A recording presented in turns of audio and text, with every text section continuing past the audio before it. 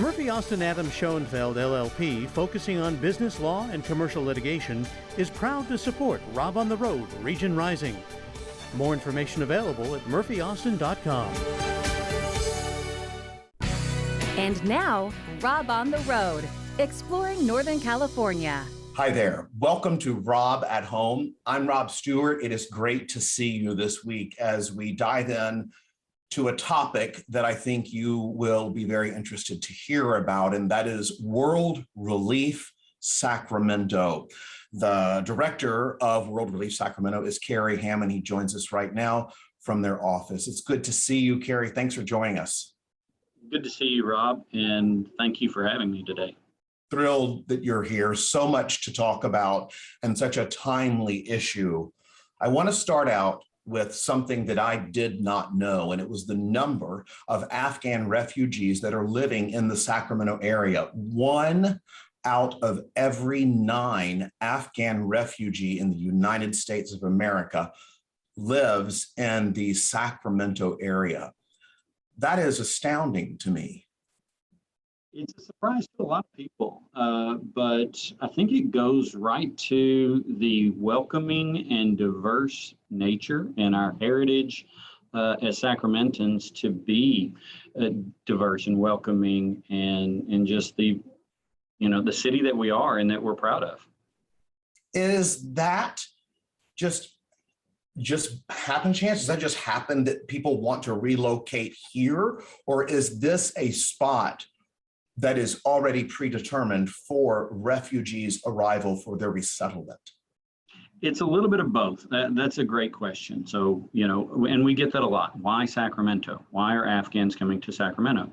And I don't mean that in any way except for curiosity. No, absolutely. And that's how most people ask that question. And so I would say it's a little bit of chicken and egg. When people want to move anywhere, and that's what we really at World Relief, what we want to do is help people belong in their new home. And so when people want to move anywhere, they want to embrace the new culture, but they also want to know where the community is for their old culture. And so what we've seen is as the community of Afghans has grown here in Sacramento, more Afghans want to come and they want to learn about who we are and their own new identity as Americans, but they also want to connect with people that have had some of the same experiences they've had. And so as the community has grown, it's just a bit of an exponential factor of wanting those two things at the same time. I want to make this very clear that this is not just like moving. This is under incredibly difficult circumstances that human beings are having to face. You deal with both immigration and refugees, people who are many times fleeing for their life from violence and poverty and extreme conditions without food and situations. And I'm wondering, first of all, how are people when they get here? Specifically, we'll stick with the topic of the Afghans. How are they emotionally when they get here? Well, what you alluded to, that the refugees, when they go anywhere, are not just moving. But there are a lot of similarities, the same things that have to happen when you move, which is a change of address and registering at the different offices. All those things have to happen. But at the same time, you're exactly right. Refugees have come through very difficult circumstances and sometimes recent difficult circumstances. So when they arrive, what's that? They've come through hell. Absolutely. But I want to make one point just crystal clear. Refugees are resilient people. They're creative in their own right, and they're ready to start that new life, but it does come in the context of hell, as you put it. And so when they arrive, many times they are, in a bit of shock, in a shock from a new culture, in a shock from a new home, and in a shock from what they've been through. And so what we're able to do at World Relief is to come alongside them in that process, help stabilize in the first 90 to 180 days, and then connect to programs either at World Relief or with other community partners to begin their new life as Americans and Sacramentans. Do they even get to arrive with luggage? Well, it depends. And some yes, some no. There are, what I would say, every story of every refugee is unique, just like every single person is unique. There are similarities of what they've gone through, similarities in what they need to do. And I would say, at times there are refugees that arrive with a certain amount, 2 or 3 suitcases and a head start on their new life. And sometimes it's roughly the clothes on their back. And so we assess where they are, what they need in any number of different levels, whether it's luggage or just the ability to start to navigate the social networks. So there's a huge language barrier if we're talking about the Afghan refugees. If I'm not mistaken, most speak Dari. That's correct. Most speak Dari, but there are some that speak Pashtun and Urdu. Okay, and so that's the umbrella of that is Farsi, correct? With Dari, the umbrella is Persian, which would include Farsi and Dari. Pashtun is a little bit different of a language family, but yes, that's correct. And the dialects, sometimes in writing, the language is the same, but the dialects are tremendously different depending on where you are from. So that right there is in and of itself a barrier. Do the people that work with World Relief Sacramento speak many different languages? They do. We have a number of different languages on staff and capacities. Some Dari speakers, Russian speakers, Arabic speakers. So it depends. We do have a very multicultural staff. And also, are they greeted, or how are they greeted? Literally, how? Well, part of the process that works through the U.S. refugee program is many times, but not always, there's what is termed as a U.S. tie. That could be a relative, that could be a friend. And so before someone arrives, we connect with the U.S. tie to try to understand a little bit more. And then we are there at the airport with a greeting to take them to their housing for the evening, with a culturally appropriate meal, to give them that first welcome. And I do want to back up to the language just for a second. Sure. And with the Afghan population, especially with those coming under the special immigrant visa program, our Afghan allies, well, many of those are our allies because they spoke English and they served as interpreters. But again, with the unique nature of the family and of the program, maybe that's only the father, or maybe it's only the mother.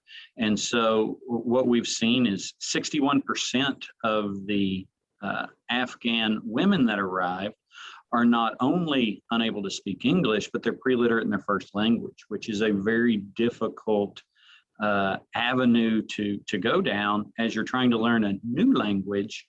But have not gone to school in the same ways. It presents its own unique challenges that we navigate with the families.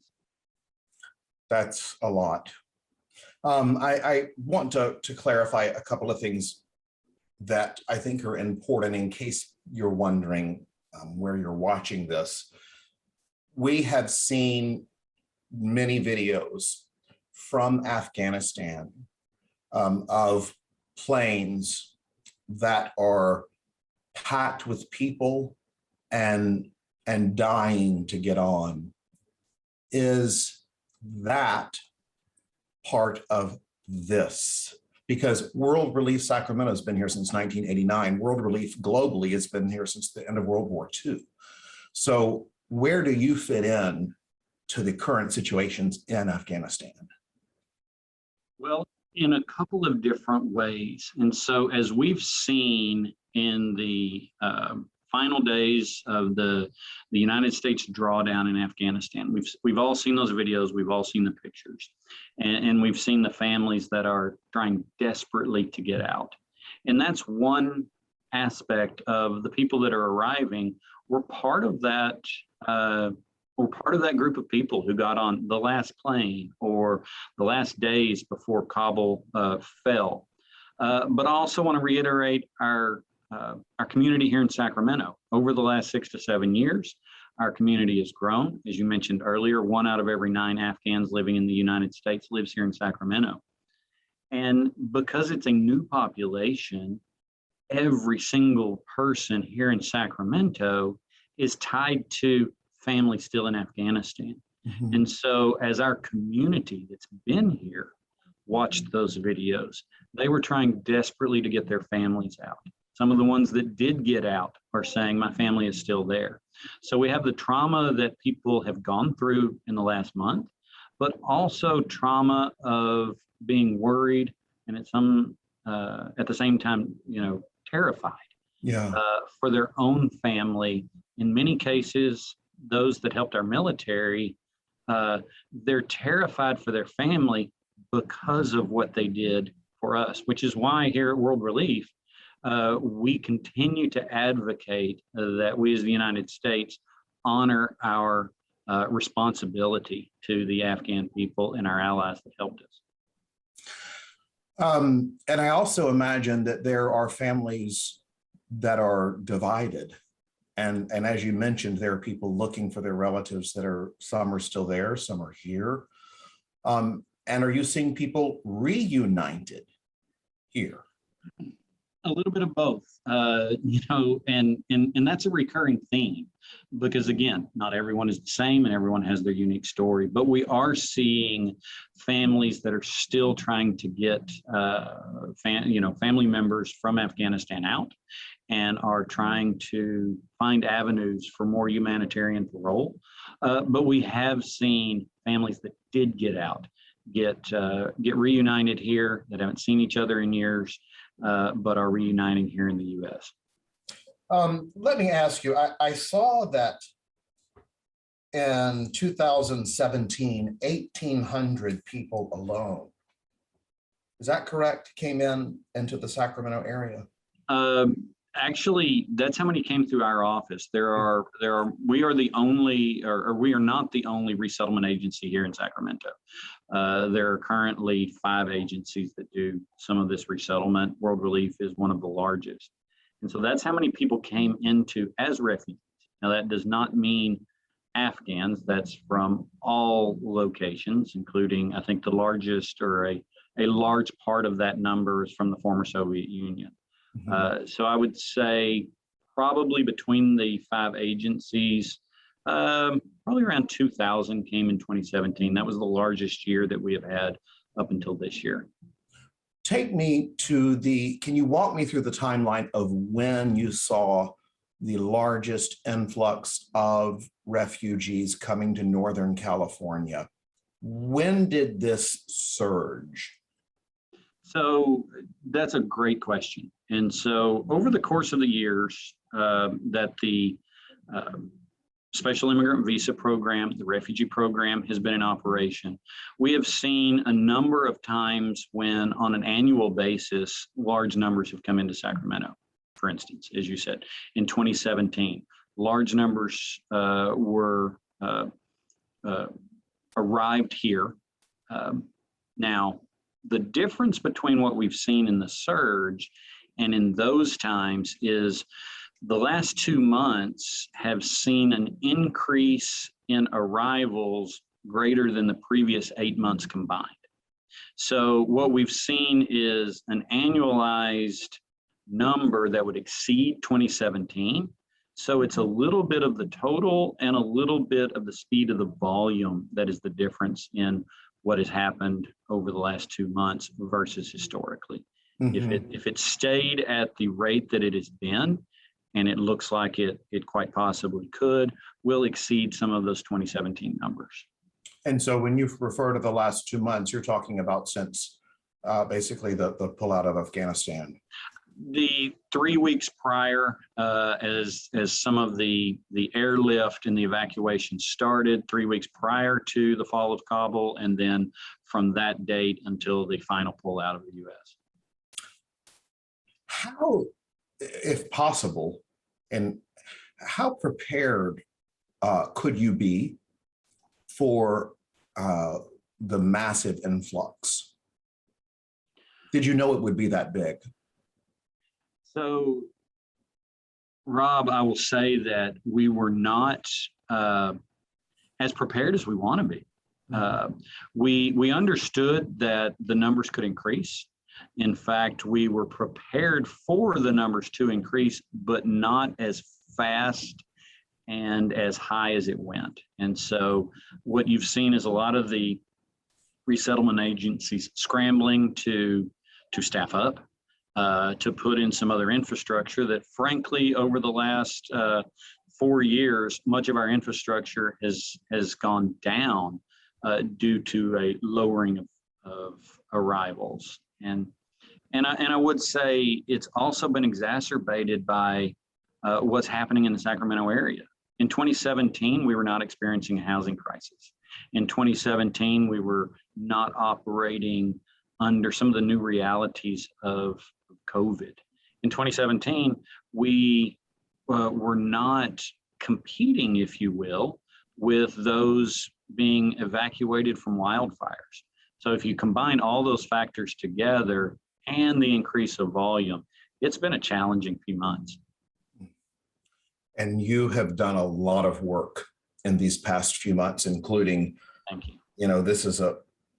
You've had a nonstop schedule, and I'm grateful that you found the time to do this, because you have been working around the clock every day. You guys have really been working hard. When someone gets here, I imagine there's trauma. You mentioned COVID. We have the entire layer of the medical needs outside of COVID that people bring, with them, that need attending. You must have a massive web of service systems that you can connect people into resources. Well, I mean, absolutely. It's complex. And so when someone arrives, we have a packet of data to tell us a little bit about the family, any specific medical concerns, a little bit of history, language capacity. But what we found is that's no substitute for what we call the initial assessment, to try to understand what are the unique things about this family and what do they need. Now, when they drop into this system, there are several things that have to happen. We want to get people a social security card, all the things that you think about when moving to a new location that have to happen to get connected to county services. If there are children, we need to get them enrolled in school, connect people to employment services so they can eventually become self-sufficient. And so there's an entire web, as you put it, of things that have to happen in order to thrive and gain stability that we assess and then begin to make sure people are matched up and connected in those areas. And to gain freedom. Absolutely. Absolutely. Your story with World Relief is quite touching. And there are so many stories. Every single person has a story. But I want to talk about yours for a minute, and then I want to talk about some refugee stories. How did you get involved with World Relief Sacramento? That's a great question, Rob. If you would have asked me a few years ago if I would be leading a refugee resettlement agency, I would have thought you were crazy. My background, my education, a 20-year career was in commercial agriculture. In fact, I was known as the sunflower guy. I worked with farmers that raise sunflowers to get their product to the end market so it could become cooking oil. But in 2013, I wanted to volunteer. And I would say that I like probably most Americans, was blissfully unaware of the refugee program. And I learned about World Relief. I thought it sounded interesting, and I signed up to volunteer. My first volunteer task was an airport pickup for an arriving family. I went to the Sacramento airport, and I had a sign for an Afghan family. I found them as they were coming down the escalator. And it happened to be a translator who had worked with the U.S. Army, and his family, 5 children and wife, and they looked exhausted. 40 hours at least to fly. It was around a 40-hour trip from Kabul to Dubai to Germany, and from Germany to New York, and from New York to Sacramento.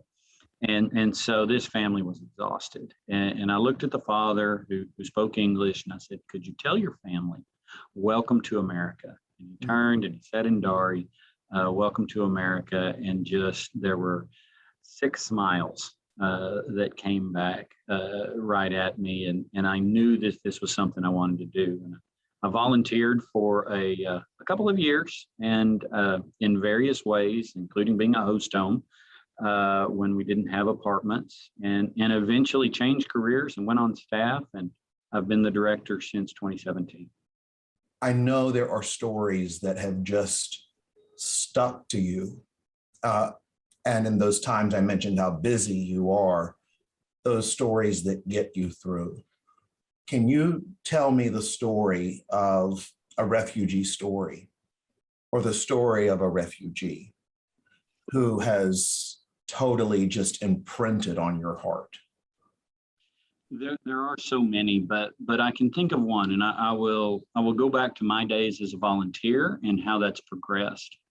As I was a volunteer, and one of the opportunities we have, especially when we are unable to find housing in that immediate time before someone is coming, so we're not able to have an apartment ready. Most times we are, but not always. So in this particular time frame, again, I was not on staff. I was a volunteer, and my family and I were privileged to serve as a host home for a few days.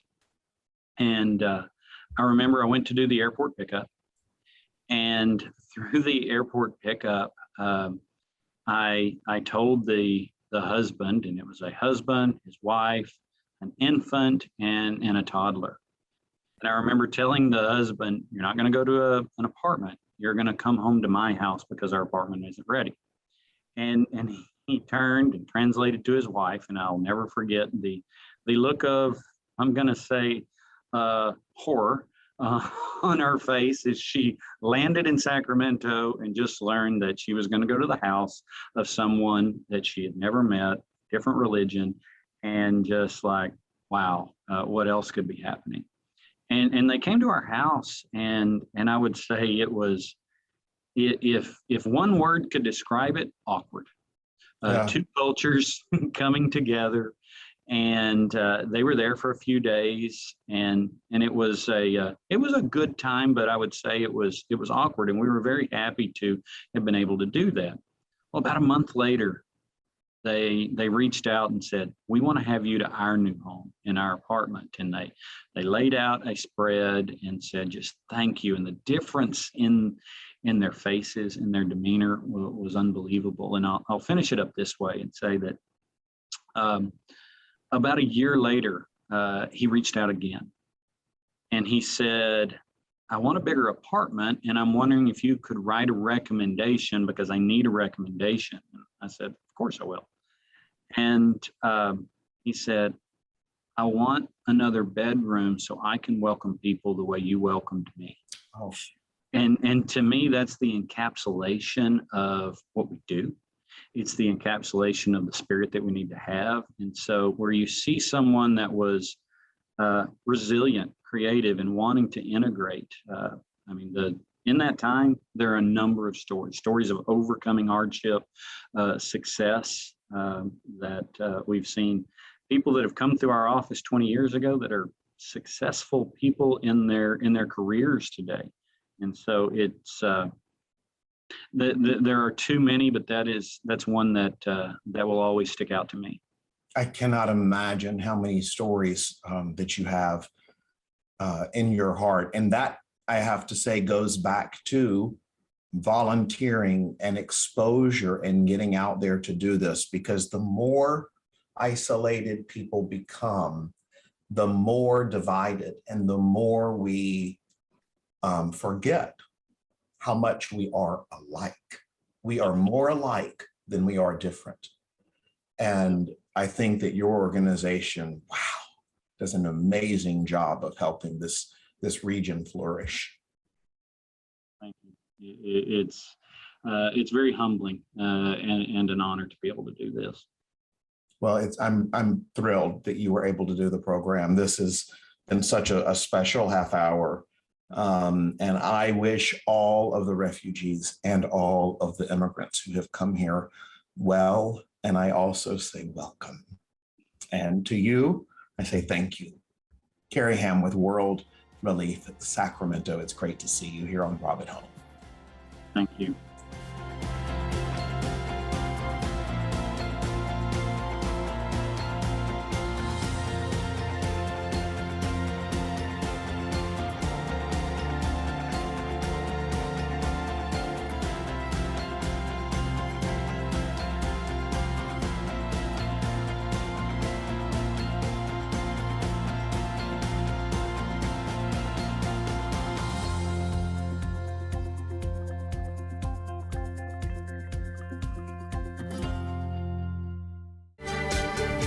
Murphy Austin Adams Schoenfeld LLP, focusing on business law and commercial litigation, is proud to support Rob on the Road, Region Rising. More information available at murphyaustin.com.